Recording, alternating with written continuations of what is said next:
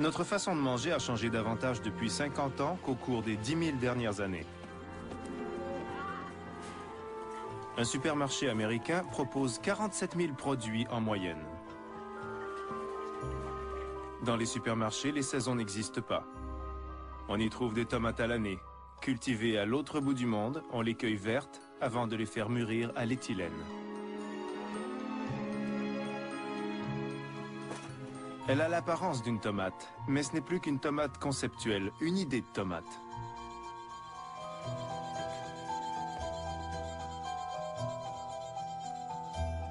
Les os ont disparu du comptoir des viandes.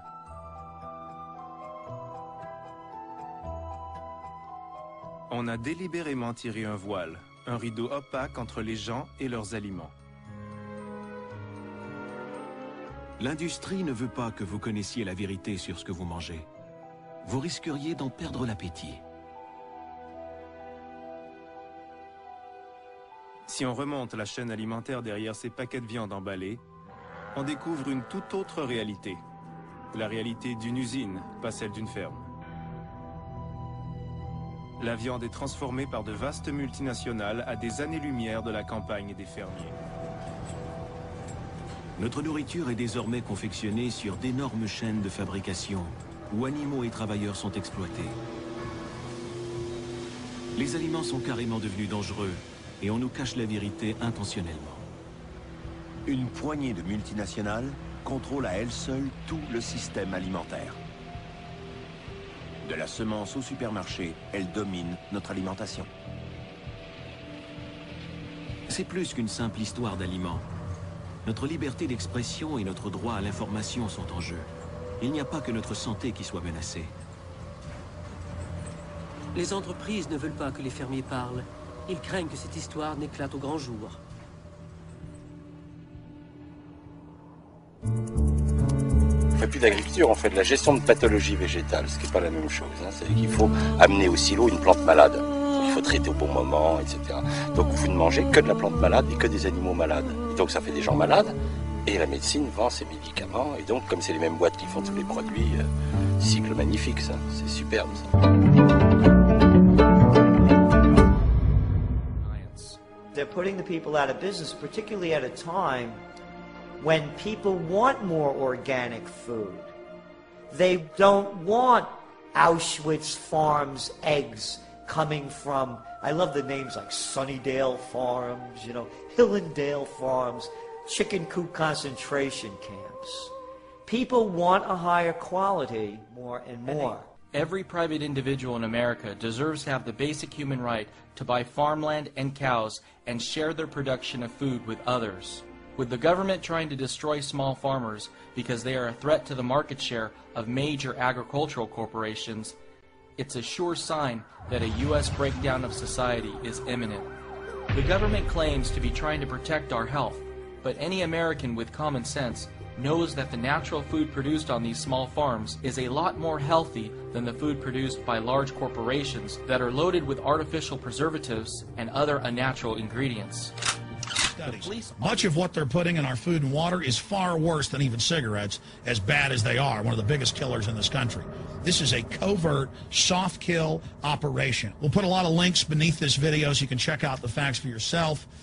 And I'm just begging you to do your own research and find out that one of the most dangerous places in the world is your grocery store and the tap water in your house. Soumettre l'activité agricole au pur mécanisme du marché semble être une erreur. Et les paysanneries du Sud en sont les premières victimes. Les faire accéder à l'indépendance alimentaire coûterait 25 milliards d'euros par an, selon la FAO. Comparé aux 1000 milliards d'euros que les États-Unis et l'Union européenne ont mis sur la table pour essayer de résoudre le krach financier, cela paraît bien peu. Et ce n'est sûrement pas trop cher payé.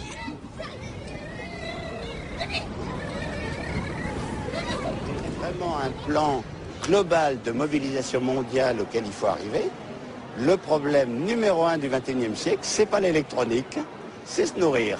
Le bon vieux problème de toute l'humanité, qui fait que, par exemple, dans notre religion, depuis 2000 ans, on disait tous les jours, donne-nous aujourd'hui notre pain quotidien. Maintenant, pour les les ados qui mangent des barres chocolatées, ça ne veut plus rien dire. Mais sur la planète, c'est ça.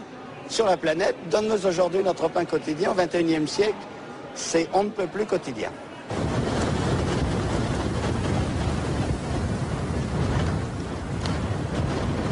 3 milliards d'hommes souffrent de malnutrition. 1 milliard sont littéralement affamés, dont la moitié de paysans. L'ONU s'était engagée il y a 6 ans à réduire de moitié, avant 2015, la proportion de la population exposée à la faim, laquelle a presque doublé. Pendant ce temps, le monde nourrit un bétail pléthorique et transforme de l'alimentation en essence pour faire rouler ses voitures. La crise financière s'ajoutant aujourd'hui à la crise alimentaire et la faisant empirer, celle-ci risque de changer de nom et de devenir véritablement le crash alimentaire que tout semble annoncer. 2000, les riches se révoltent, ils trouvent que vraiment les pauvres ça suffit, quoi. Il va falloir que ça s'arrête un petit peu parce que ça commence à être franchement pénible. Ça peut se terminer à la mitraillette cette affaire, parce que c'est une grande violence d'empêcher les gens de vivre. Bientôt, quand on se met à table, il faudra, plutôt que de se souhaiter bon appétit, il faudra se souhaiter bonne chance.